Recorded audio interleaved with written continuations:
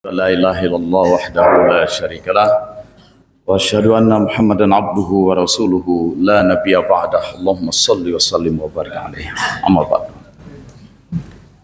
Selamat jalan kepada Kiai Profesor Dr. Ali Maskur Musa. Terima kasih atas kehadirannya.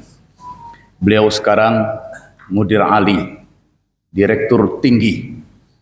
Kalau saya dulu sebelum beliau Mudir Am, Direktur Umum. Beliau jabatannya Mudir Ali karena kemarin pejabat tinggi di BPKP.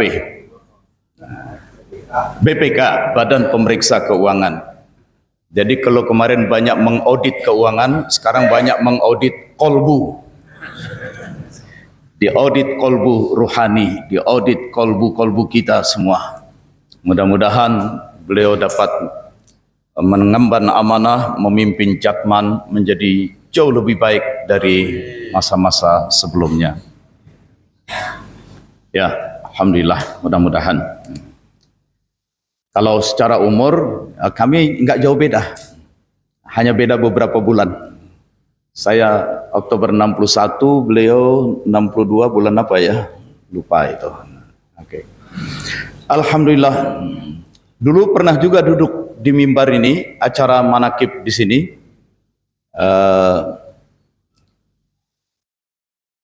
Siapa saja di sini? Habib yang dari Tebet siapa?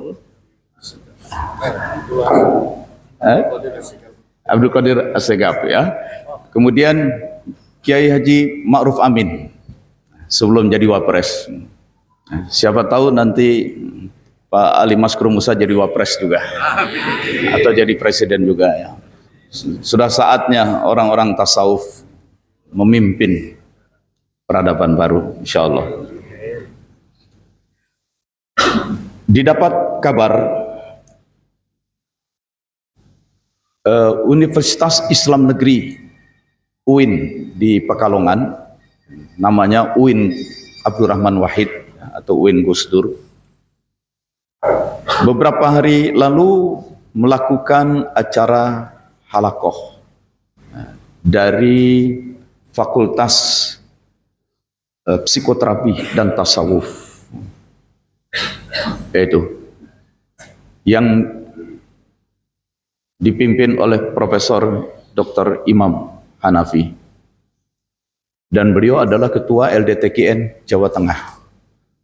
Jadi kampus, dunia kampus, jurusan psikoterapi dan tasawuf dari sisi ilmiahnya menyelenggarakan halakoh dan zikir khatam tam dari jam 9 malam sampai pukul 3 pagi, dipimpin oleh Pak Haji Jamil Pekalongan. Jadi gabungan antara kegiatan keilmiahan dari kampus dengan kegiatan spiritual. Tadi Pak Kiai Ali Maskur Musa mengingatkan kita mengutip kitab Sirrul Asrar bahwa ketasawufan itu tidak lepas dari tafakkur, aktivitas berfikir yang mendalam, aktivitas keilmiahan. Sehingga Abah Anom pun sudah mensinyalir. Sinyalemen itu suatu pernyataan yang berisi rencana dan harapan bahwa IAILM, Institut Agama Islam Latifah Mubarakiyah itu, yang di Suryalaya itu akan menjadi pusat kajian tasawuf se-Asia Tenggara. Dan itu kita wujudkan bersama. Antara zikir dengan fikir itu dua sayap. Dilihat saja di surat Ali Imran ayat 191.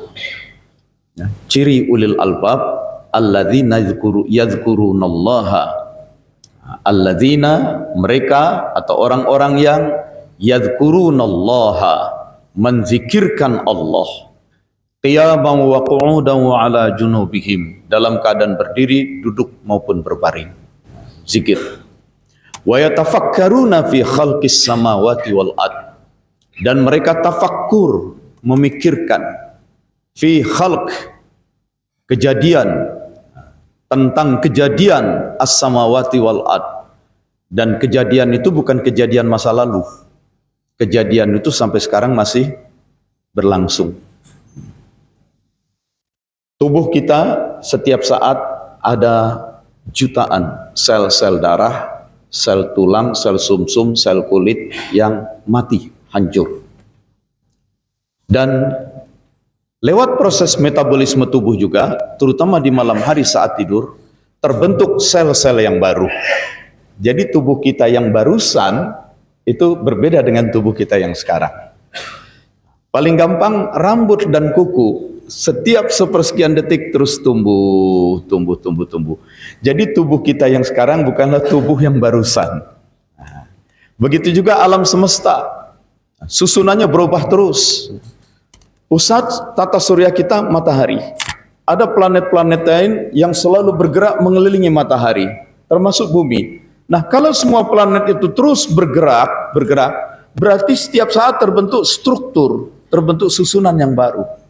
Berarti di seluruh alam semesta yang bermiliar-miliar galaksi-galaksi, itu setiap saat itu selalu terbentuk susunan baru, struktur baru. Itu sebabnya dalam bahasa Inggris, alam semesta tidak disebut be, sesuatu yang ada. Tidak disebut been, have been, has been, sesuatu yang pernah ada. Tapi alam semesta itu disebut being. Human being, ada akhiran ing, menunjukkan sesuatu yang terus mengada. Dan dalam bahasa Arab, alam semesta itu disebut al-kaun, tidak disebut kana. Kana itu artinya telah ada, tapi kaun itu artinya suatu keberadaan, being, suatu keberadaan yang terus menjadi. Nah, ciri ulil albab yazkurunallaha, terus menzikirkan Allah, wa yatafakkaruna fi khalqis samawati wal ard, terus memikirkan tentang khalq, kejadian-kejadian yang terus terjadi di langit dan di bumi. Peristiwa-peristiwa alam, baik alam yang makrokosmos, maupun alam yang mikro, yaitu diri kita, yang orang Jawa bilang jagat gede dan jagat cilik. Terhadap apa yang ada di langit dan di bumi, kita disuruh memperhatikan. Terhadap apa yang ada pada diri kita, juga kita disuruh memperhatikan. Wa fi anfusikum afala tubsirun. Dan terhadap apa yang ada pada dirimu, tidakkah kamu tubsirun, berasal dari kata absara. Absara bahasa Inggrisnya observe, observasi. Terhadap apa yang ada pada dirimu, tidakkah kamu melakukan observasi? Itu alhamdulillah kita mendapatkan penegasan dari Pak Kiai Ali Mazkur Musa. Tasawuf, zikir, fikir itu tidak bisa lepas. Itu karena itulah kekuatan spiritual manusia. Spiritualitas itu adalah pada fikir dan zikir. Itu dua proses mendasar. Dari zikir dan fikir itu nanti akan terjadi pemahaman-pemahaman. Akan didapat pemahaman-pemahaman, ma'rifah. Ma'rifah terhadap alam dan semua makhluk, dan ma'rifah terhadap pemilik, pencipta makhluk ini. LDTKN, Lembaga Dakwah, itu adalah organisasi kita sebagai lembaga dakwah. Kita bermain, kita membangun tatanan spiritualitas kita. Jadi ada dimensi spiritual. Dimensi spiritual itu dengan amaliyah-amaliyah kita, zikir dan fikir itu.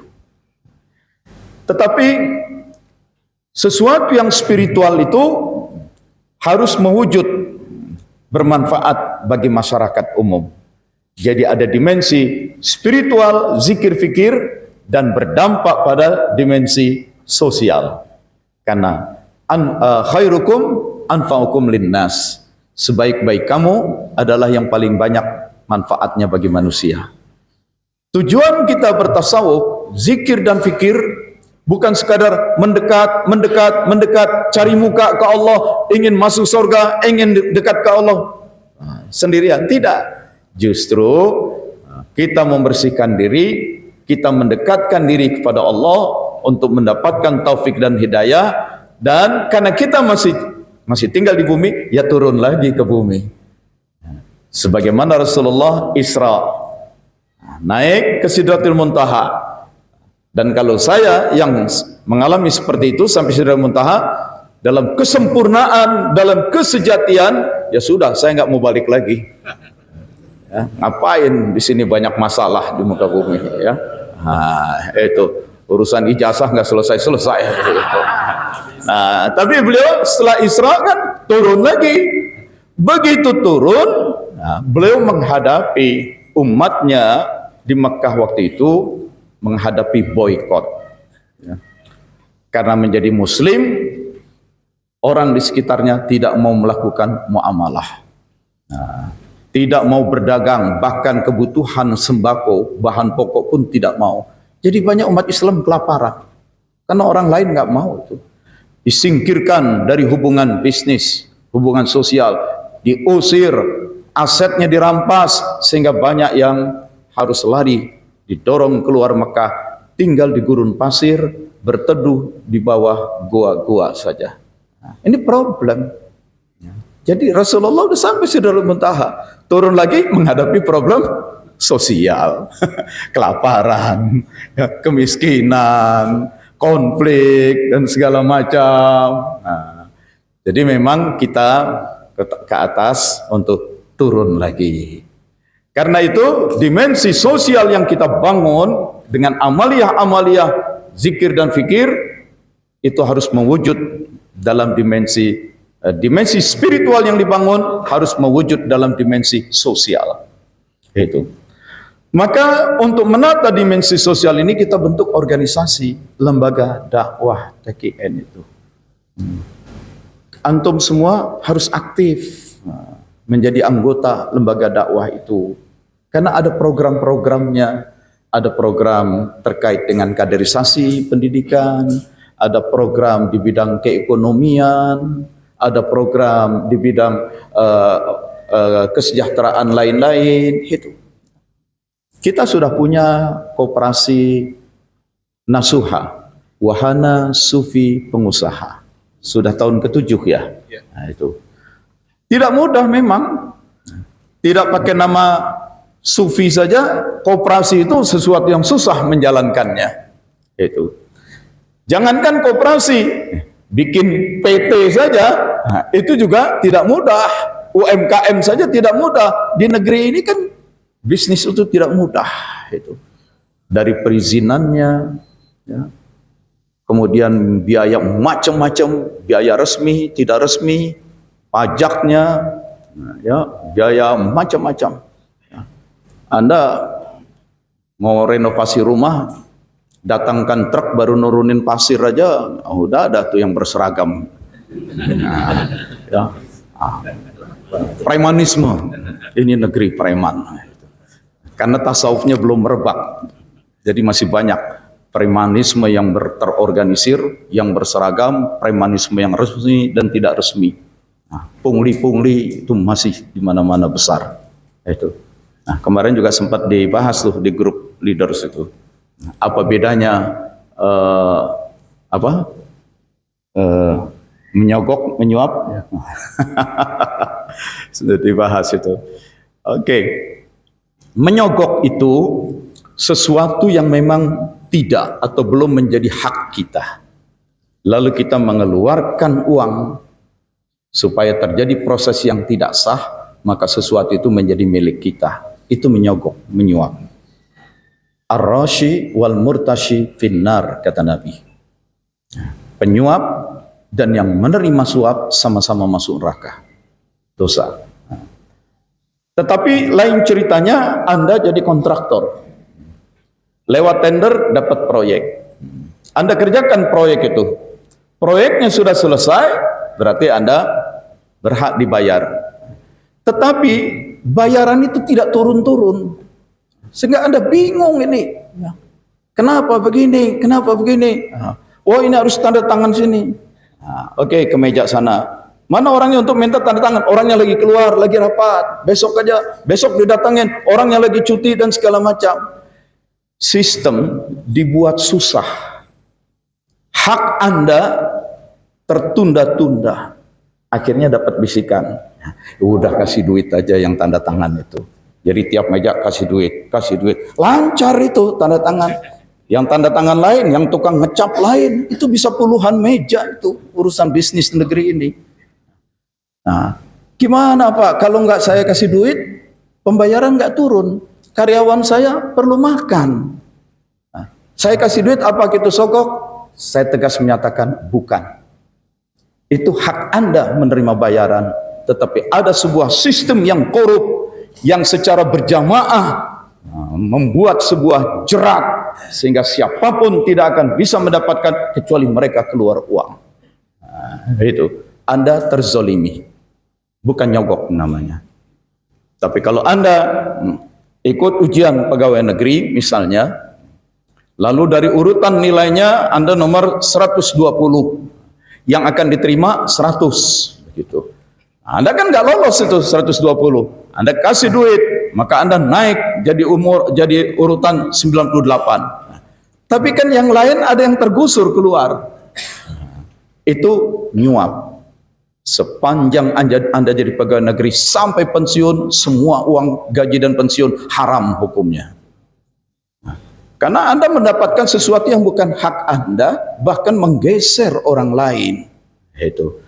Dan memang si orang lain sih tetap rezekinya diatur oleh Allah, tapi tindakan itu berdosa. Jadi bukan membenarkan tindakan-tindakan yang ilegal ini, tetapi memang harus dibedakan antara menyogok dengan Anda dizolimi. Itu. Ini negeri ini masih banyak kezaliman, tapi tetap kita cintai NKRI. Karena ente mau kemana? Kabur aja dulu yuk, mau kabur kemana? Ya, ke Amerika, emigran aja ditangkepin disuruh pulang lagi itu. Ya. Jadi tetap pertahankan NKRI. Itu. Nah, karena itulah persoalan sosial ini harus kita benahi. Nah, jadi kita bikin organisasi lembaga dakwah. Ya. Di situ ada kegiatan-kegiatan kaderisasi, ada kegiatan-kegiatan keekonomian. Kita bikin koperasi nasuha. Kita bikin juga yayasan wakaf Latifah Mubarakiyah. Itu. Dan di bawah itu semua kita bikin PT NGK, singkatannya apa saya lupa tuh. Nasuha Global Kreasi. Nah, itu untuk membangkitkan kegiatan ekonomi. Ya. Nah, setelah dimensi sosial menguat, lalu dimensi sosial dengan organisasi, terutama penataan kader, kita harus masuk ke dimensi yang ketiga yang tidak bisa tidak, yaitu dimensi finansial. Itu harus diberesi keuangan ini. Gampang saja lihat Muhammadiyah sebagai organisasi dakwah. Kenapa bisa berkembang begitu pesat? Kenapa setiap muktamar pimpinannya memberikan laporan nilai aset kita sekarang sekian ribu triliun?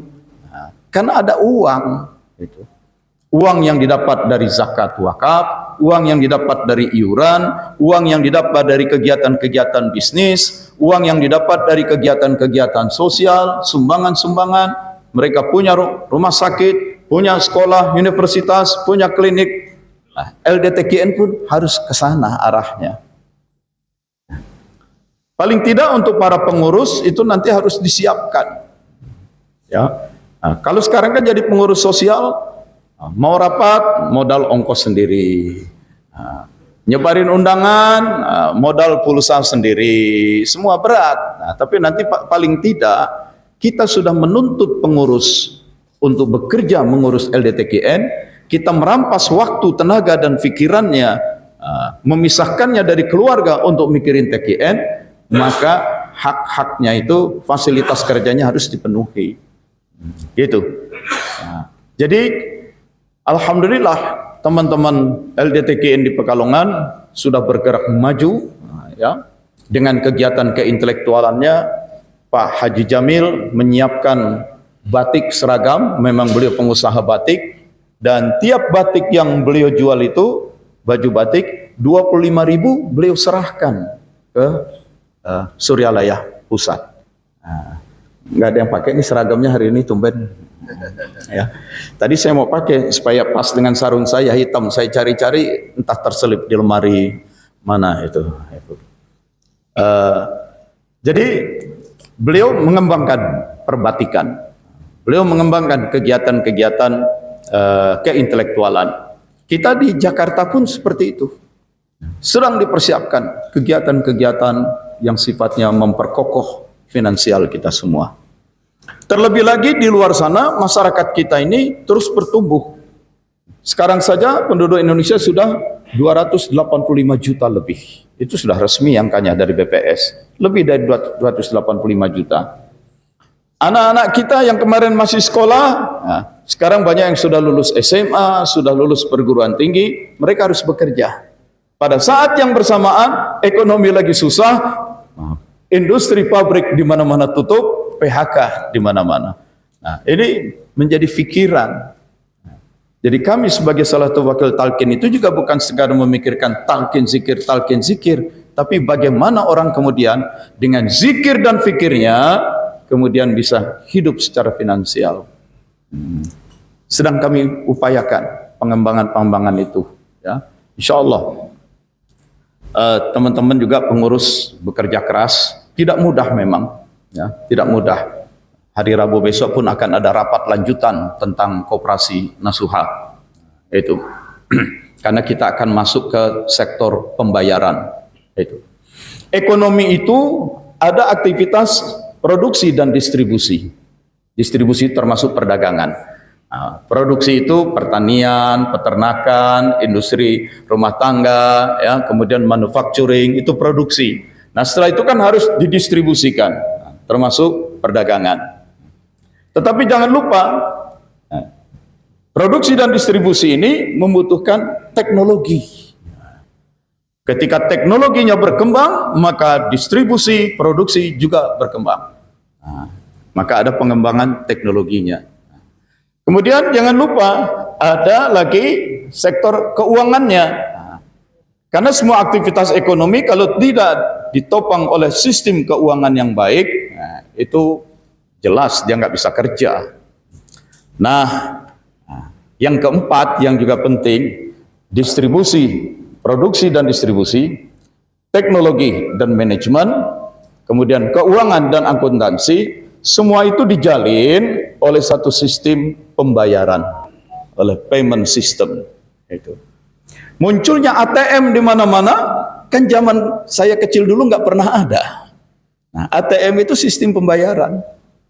Sehingga dengan ATM kita bisa masuk, tak, transfer ke sana, bayar ini, bayar itu.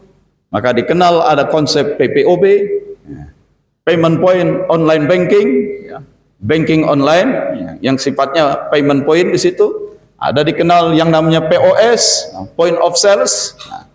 Nah, konsep ATM nanti berkembang lagi. Nah, sekarang sudah di aplikasi kan pembayaran. Ya. Nah, mau bayar, habis ngopi-ngopi di kedai kopi, Pak mana bayarnya? Nah, ini sekarang nggak terima cash. Saya makin banyak jumpai tempat-tempat makan yang tidak terima uang tunai.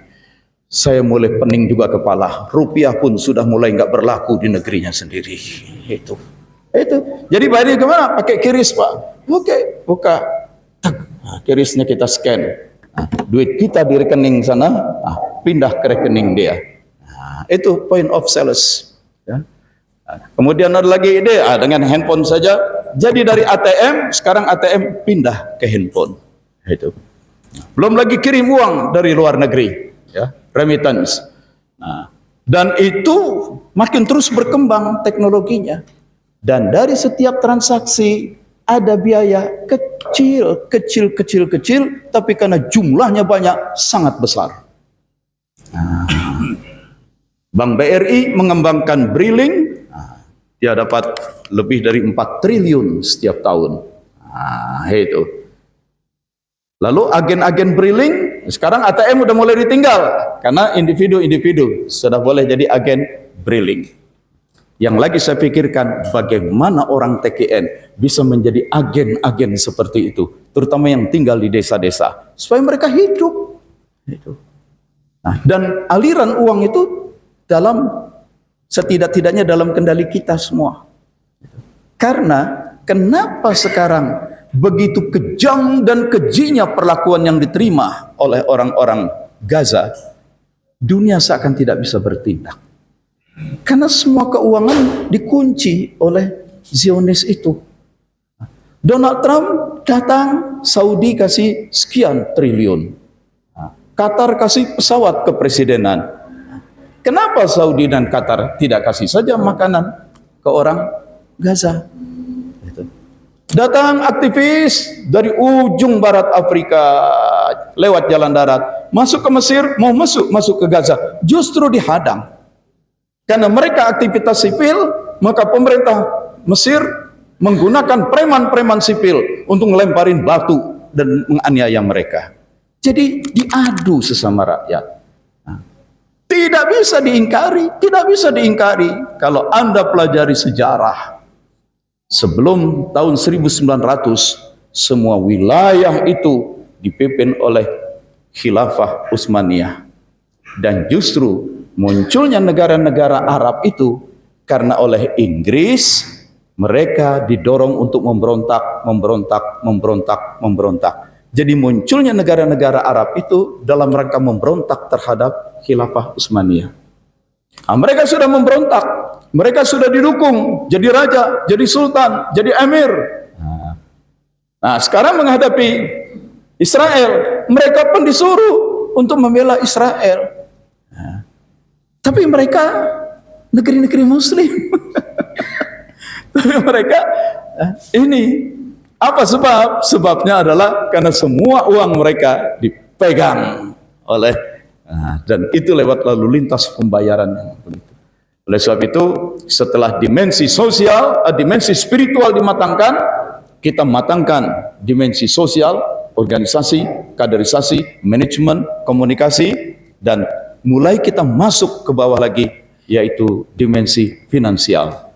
Dan dimensi finansial kita tidak lagi masuk di produksi dan distribusi, tidak masuk lagi pada teknologi dan manajemen, tidak masuk lagi pada akuntansinya, kita akan lompat langsung ke sistem pembayarannya.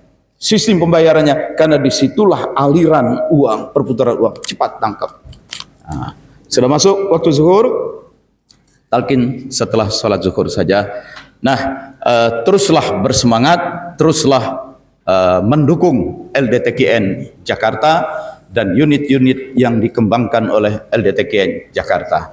Teruslah bersama kita semua. Assalamualaikum warahmatullahi wabarakatuh.